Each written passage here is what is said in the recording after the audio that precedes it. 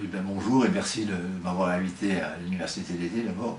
Moi je suis tombé dans l'informatique tout petit il y a une trentaine d'années et on a toujours travaillé dans l'innovation. Bon, en 1980, j'ai créé le mot bureautique, pour vous donner un peu l'histoire. Et là j'ai lancé l'année dernière le mot participatique et la nouvelle version de la bureautique. Donc voilà, on est plutôt dans le monde de l'innovation, depuis toujours. Et on a créé, je suis l'un des co-fondateurs d'une société qui s'appelle Revevol, ça veut dire évolution. Ça marche dans toutes les langues, c'est intéressant parce qu'on est au niveau international. Et on est 100% cloud computing. On ne fait que ça. On ne fait rien d'autre. Donc le cloud, c'est pour nous, disons 2010-2020, on considère que c'est la décennie cloud computing. Il y a eu la décennie PC 1990, la décennie Internet 2000, et on rentre dans la décennie cloud. Donc c'est le même niveau d'importance de changement. C'est très très significatif. Ce n'est pas une bulle, ce n'est pas un épiphénomène. Et donc c'est la nouvelle informatique. Alors les mots-clés, si pour quelques minutes, ça pourrait être industrialisation. Ça marche. Ça c'est une révolution, on quitte le bricolage informatique, on a l'informatique qui marche. Quand je mets en place Google Apps, ça démarre. Tout le monde. Et qu'on est 5000 personnes, 50 000, pareil. Donc ça c'est le premier point. Donc c'était une grosse rupture. Et je pense que c'est un élément très positif pour les entreprises, au sens très large, entreprises, secteur éducatif, public et autres. Alors parmi les avantages, principalement, l'essentiel du cloud aujourd'hui, c'est ce qu'on appelle le SaaS, Software as a Service, c'est-à-dire les applications, les usages. Donc ce sont des logiciels hébergés sur le cloud, c'est-à-dire sur des serveurs qu'on ne gère pas. On ne gère pas l'application, on ne gère pas les mises à jour, et un fournisseur qui s'appelle Google, Salesforce, SuccessFactors, fait vivre l'application. La définition très simple du cloud, du point de vue technique, c'est un navigateur, un réseau rapide. Que j'ai un Mac, un PC, un smartphone ou autre, si j'ai un browser, un navigateur moderne, ça marche. Tout ce qui n'est pas navigateur n'est pas cloud. D'accord?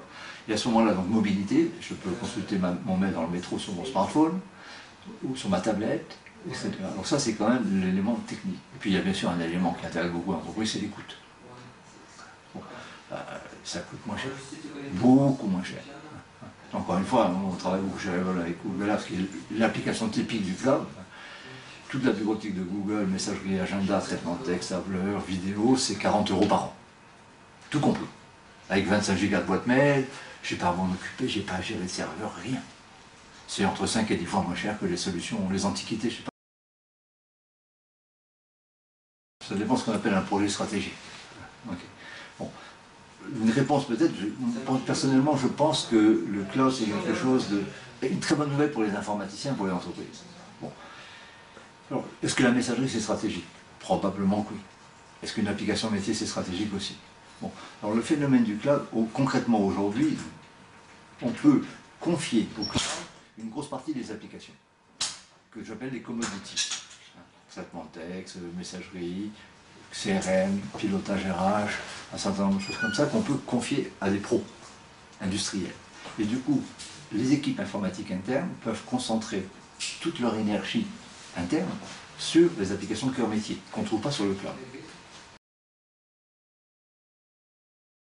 Je pense que l'idée est une très bonne idée, parce que d'abord c'est au mois de septembre, juste avant la rentrée, permettre aux gens de faire un peu le point sur différents thèmes. Il n'y aura pas que le cloud, parce que j'ai pu voir.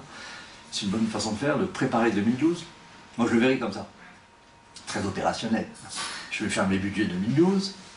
Au lieu d'investir sur une nouvelle version d'une application historique, je vais décider de faire en 2012 2 ou 3 applications cloud. Donc ce que j'espère bien, c'est qu'une partie des personnes qui sont venues à l'université d'été, la semaine d'après, vont dire Cloud First. Voilà. Et c'est ça un peu le message, je crois. Cloud First, c'est un message fort aux États-Unis.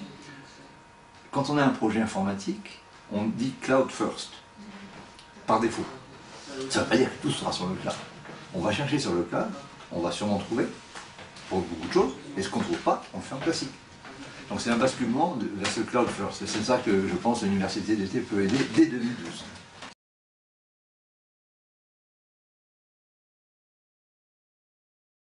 Je pense que le cloud, je fais par exemple beaucoup aussi d'interventions auprès des écoles. Et je crois que le point majeur, c'est que les informaticiens, les professionnels de l'informatique doivent comprendre, doivent se préparer au cloud. C'est peut-être la priorité.